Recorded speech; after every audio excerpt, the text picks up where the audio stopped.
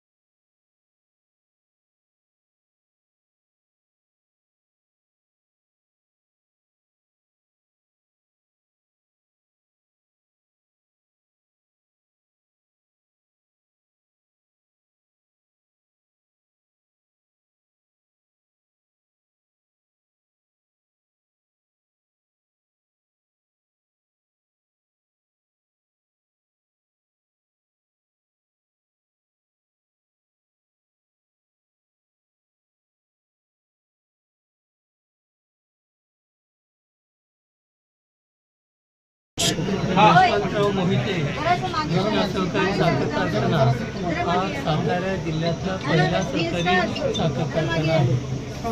आज 65 वर्ष झाली तरी महाराष्ट्रातला एक आदर्श कारखाना म्हणून त्याची ओळख आहे. आज ह्या इलेक्शनला जात असताना गेल्या 5 वर्षामध्ये सभासदांच्या जेवढ्या अडचणी होत्या त्या सगळ्या सोडवण्याचा प्रयत्न झालेला आहे. ऊस लवकर जावा म्हणून कारखान्याचं एक्सपान्शन झालं आहे, नूतनीकरण झालं आहे, विस्तार झालेला आहे आणि याच्यामुळं सभासदांच्या मध्ये एक चांगला आणि विश्वास तयार केलेला आहे. माझी खात्री आहे की ह्या निवडणुकीमध्ये गेल्या निवडणुकीसारखं इथं आम्ही प्रचंड मताने आम्हाला निवडून दिलं. ह्या वेळेलाही याच्यापेक्षा काही वेगळं चित्र बघायला मिळणार नाही. उलट तुम्हाला ह्या मतामध्ये वाढच झालेली दिसेल असा आमचा पूर्ण विश्वास आहे. बाबा बाबा बोमवर घ्या, बोमवर घ्या. यशवंतराव मोहिते कृष्णा सहकारी साखर कारखान्याच्या पंचवार्षिक निवडणुकीच्या निमित्तानं जयवंतराव भोसले सहकार पॅनलच्या वतीनं आमचे नेते आदरणीय सुरेश बाबांचा अर्ज दाखल करण्यासाठी आज सगळे कार्यकर्ते आम्ही एकत्र जमलेलो आहोत. सुरेश बाबांबरोबर जे निवडक सहकारी ज्यांनी चांगल्या पद्धतीचं काम कृष्णा सहकारी साखर कारखान्याच्या कार्यक्षेत्रामध्ये केलेलं आहे, काही अनुभवी लोक, काही नवीन लोक, अशा सगळ्या लोकांचा अर्ज भरण्यात आलेला आहे. मागच्या निवडणुकीच्या निमित्तानं शेतकरी सभासदांनी जयवंतराव भोसले सहकार पॅनलला खूप मोठं घवघवीत यश दिलं होतं आणि या निवडणुकीत त्याच्यापेक्षा मोठं यश संपादन करून घेण्यासाठी आम्ही या निवडणुकीमध्ये सर्वसामान्य सभासदांच्या जोरावर कौल मागत आहोत. मला खात्री वाटते की ज्या पद्धतीचं कामकाज मागच्या 5 वर्षामध्ये संचालक मंडळाने केलेलं आहे त्या कामकाजाच्या जोरावर, पारदर्शक कामावर आणि त्याचबरोबर महाराष्ट्रामध्ये उच्चांकी दर देणारा, वेळेत ऊस नेणारा, जास्तीत जास्त ऊसाचं गायब करणारा अशी एक नवीन ओळख कृष्णा सहकारी साखर कारखान्याची जी निर्माण झालेली आहे त्या ओळखीमुळं आज एक खरं वेगळं वातावरण कृष्णा कारखान्याच्या कार्यक्षेत्रामध्ये आपल्याला बघायला मिळते. आपण जर का बघितलं तर या पॅनलकडे खूप मोठी गर्दी निवडणुकीमध्ये उभं राहण्याच्या दृष्टीनं आहे. लोकांना खात्री आहे की हे पॅनल खूप मोठ्या मताधिक्यानं निवडून येणार आहे आणि त्यामुळं खूप मोठी गर्दी जरी असली तरी सुद्धा त्याच्यामधनं 21च लोकांना आपल्याला संधी देता येणार आहे आणि त्यामुळं लोकांची आम्ही समजूत काढलेली आहे की ज्याला संधी मिळेल त्यांनी निश्चित निवडणुकीला सामोरे जायचंय.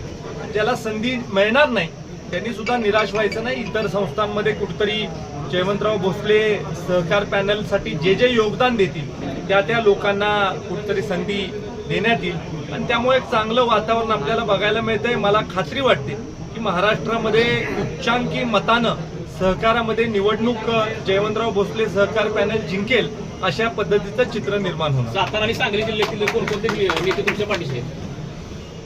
आता अशी परिस्थिती आहे की सर्वसामान्य सभासद हा सुरेश बाबांच्या नेतृत्वावर विश्वास ठेवून आमच्या पाठीशी आहे आणि असंख्य नेते मंडळी देखील आमच्या पाठीशी आहे. सहकारामध्ये कधीही राजकारण आणायचं नाही हा पहिल्यापासून आमचा दृष्टिकोन राहिलेला आहे. कारण शेवटी सहकारी संस्था ह्या सभासदासाठी काम करतात. तिथं पक्षीय राजकारण किंवा इतर कुठलं राजकारण आणायचं नसतं. त्यामुळे सहकारातल्या निवडणुका ह्या वेगळ्या पद्धतीनं लढवण्याचा पहिल्यापासून पायंडा आहे, तो आम्ही कायम ठेवणार. आपल्या सोबत यासोबत राहणार आहे या इलेक्शनला. मला असं वाटतं की अनेक गोष्टींच्या विषयी स्पष्टता येणाऱ्या काही दिवसांमध्ये निश्चित स्वरूपी येईल. पण शेवटी चांगल्या कामाच्या जोरावर सगळेच लोक हे आदरणीय सुरेश बाबांच्या नेतृत्वाखाली आमच्या पाठीशी राहणार. बाबा पण काही संस्थापक पॅनलचे काही अर्ज भरायचे पण प्रक्रियेला सुरुवात दिसते. तुम्ही निवडणूक बिनविरोध करायला बघणार का त्यांना? पूर्ण ताकदीने आम्ही निवडणुकीला सामोरे जाणार आहे. कुठलीही तडजोड नीतिमूल्यांबरोबर आम्ही करणार नाही. आणि त्यामुळं आमचा जो पहिल्यापासून उद्देश आहे की निवडणूक ही पारदर्शक तत्वावर जी संस्था लोक चालू शकतात तीच लोक या पॅनलमध्ये पाहिजेत, त्या मुद्द्यावर आम्ही या निवडणुकीला सामोरे जातोय. आणि निवडणुकीची आम्हाला कुठलीही चिंता नाही.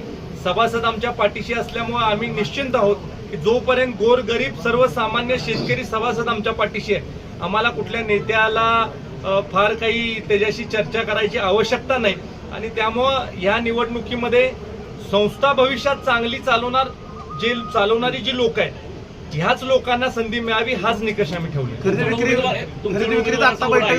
उमेदवारी देताना कुठला क्रायटेरिया तुम्ही लावणार? उमेदवार निवडत असताना अनेक क्रायटेरिया आपल्याला लावणं गरजेचं आहे.